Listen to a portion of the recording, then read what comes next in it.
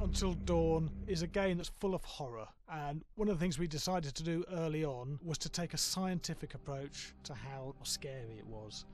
So we did experiments on people and we measured their responses to the game. We've created a test area. It's as close to a home setup as we can get it. We've recruited ordinary people to play the game and we've left them to play it on their own. You're turning the light off.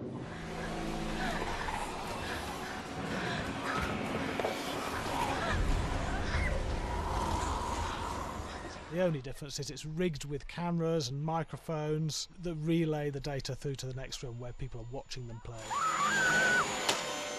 Bracelet here we use for biometric testing. It measures the player's emotional response. It's called a galvanic response sensor. It makes contact with the user's skin and it measures the electrical conductivity across their skin. It's the same principle as an old-fashioned lie detector. When you're stressed, you sweat a little, very sensitive, and picks up tiny changes if the player is feeling anxious or scared.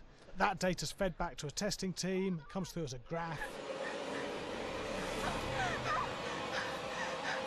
I'm so sorry.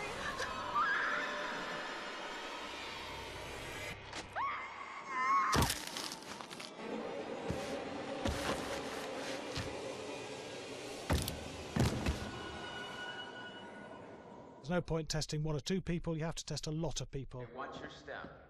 When we have a scare that's consistently has a measurable emotional response, then we knew it was good. If it didn't have that, it goes back to the team for improvement. The data doesn't tell us what's wrong with the scare, it only tells us if it's working or not.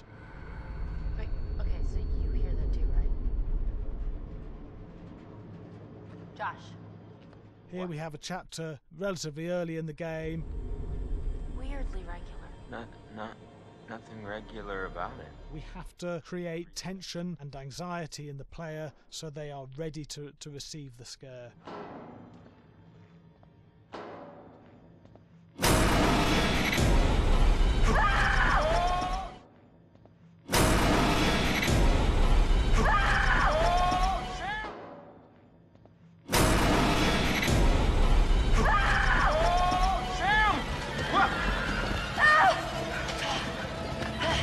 Give the player time to recover, to cool down, to calm down, and then start building the tension again before we do the next scare.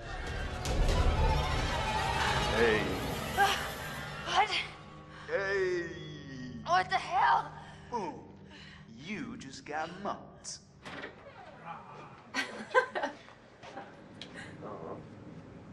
Yeah, I have such an adrenaline high from that game. There's two things we found. One is we could look at the scares, analyse if our expected scares were working effectively. Were people shrieking and covering their hands, or were they getting an emotional response from it? And being scientific about it means that we strip out people's opinions about whether things are working or not. We've got data, and we look at the data. If it's working, we're happy with it. Really scary.